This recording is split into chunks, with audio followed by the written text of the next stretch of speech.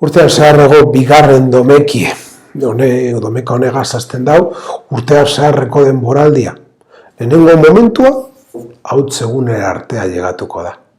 Uste dut 6-7 aste edo izango dire aurten. Baina azteko jaunaren agerkundea atzerabe ikusten dugu. Eta ikusteko ze postasuna ekarten dago agerkundea, Isaias profetaren liburutik hartzen dugu lehenengo irakurgaia. Eta irakurgai honetan ikusten dugu nolakoa dan Jaungoikoaren maitasuna. Eta nola atsegingarria da bere bizitza geure bizitzan.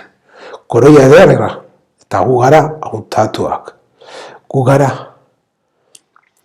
atseginak, eta berak geure ondoan dagoala adierazten dago.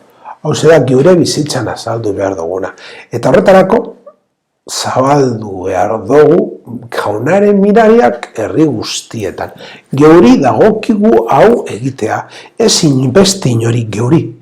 Eta hau egiteko, bigarrenak horren esaten duzkun moduan, bizi behar dugu geure bizitza. Jaungoikoak dino, guztioi espirituaren doeak hartuko dagoela. Baina guztiok ez dugu eukiko espiritu bera. Bakotzak hartuko dau espiritu era batetik edo bestetik. Geuri, ez beste inori dagokigu hau egitea. Eta hau bizitzea daukaguzan doaiak jaunaren mahaian ipini eta bizi. Galileako Kananen gertatzen zan moduan, hau be egin behar dugu. Egizue berak dinoana. Eta horretarako bizi behar dugu eta jaunaren bete behar dugu. Naiz eta askotan ez ulertu, segurazki morroiak ez ekiten zergatik bete behar dabe. Baina bete hien eben. Eta geure ekintzetik Jaungoikoak eterako dau, gauzak ederrak, baina geure eskuetan dago hau egitea. Jainkoa guztidun betikoa, zeure ardura pean daukazu zeru lurrak. Entzun bihotzen ez zeure herriaren otoitza, eta mon zeure bakea geure egunotan. Urtean zaharreko denboraldia hasira, eta itxulera honetan otoitz honegaz topo egiten dugu. Jaungoikoaren presentzia gogoratzen duzkun, gure bizitzetan beti eta leku guztietan dagoala adierazteko. Otoitzak Jaungoikoaren presentzia une oro, zeruan eta lurran bezala aurkezten duzku. Presentzia horrek herriaren aldetik eskaera bat sorten da. Jaungoikoak entzun dezala hau da, jaunak gurekin bat egin da ezala. Gure beharrak entzun ditzela, gure behiotxetik zutzen dituen eta gurekin ibiltzean hau da. Bakearen benetako printzea eta guk bakean bizi ahal izatea, gure bizitzan eragiten deutzoen egoera bakotzean. Egizu jauna, parte hartu daigula sarri sakramentu honetan. Geure erospena barritzen da, eta jaunaren oparien oroigarri hau ospatzen dugun bakotzean. Oparien gaineko otoitzean, jaunaren zako bedeinkapena aurkitzen dugu. Duintasunez parte hartzeko aukera emon diezagun. Baina guk, emon behar dugu zurratz horiek duintasunez parte hartzeko. Jaungoikoaren handik urruntzen gaituen guztiaegi begiratu behar dugu, gure bizitzetan. Talde batera itxi. Euskaristiaren hasieran parkamena askatuz.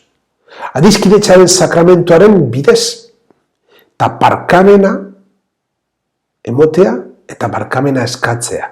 Dagokigu, hau benetan bizitzeko. Zergatik, hau da, modu bakarra, gure ospakizuna behar dan moduan ospateko. Kristoren memoriala gure bere errospena obraten da tokia. Ahalik eta gitxien jobetzeko, maitasunezko otoitz horretan agertzen da jauna. Erradezin hori jaso nahi daben guztiek guganatzeko. Galduta ebilen gizakia zerrukiturik Virginia Gandhi jaio zen. Gurutzean hilik betiko horiotxatik atar gaitu eta hien artetik bizturik betiko biziaren jabe egin. Salvazio planaren izenburua deko prefazio hau, domekakoa bigarrena da. Aitamen hau benetan oso laburra da, erdiko partie, baina erakusten duzkun mesua benetan importantea da. maitasunak.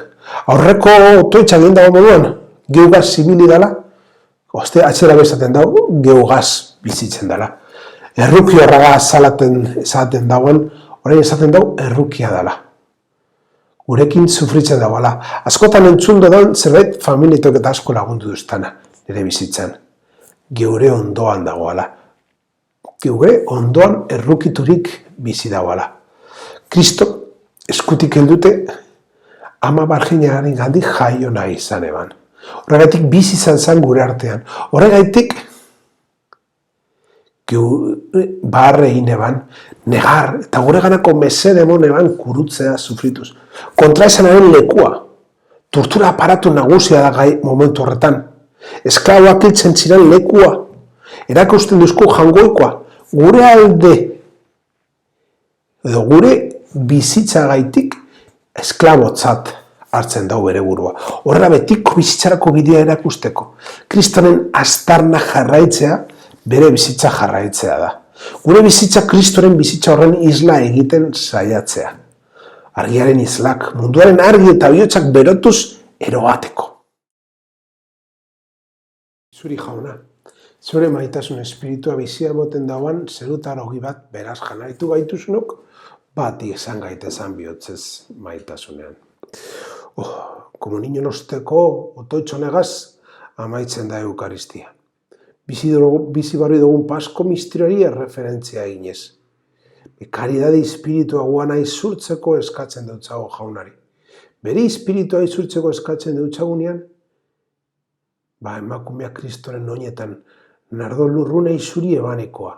Jaunari eskatzen dutzagu, ark onena emon eban bezala, guk onar dezagun jankoikoak, emon diezagukeen doairik onena. Karidadeko espiritua. Izan hori zeda bide bakarra maite izan gaituen, maitasunagazko koherentziaz, alkartasunez eta leialtasunez bizi ahal izateko, zeruko ogi itzuran jaso barri dugun maitasuna.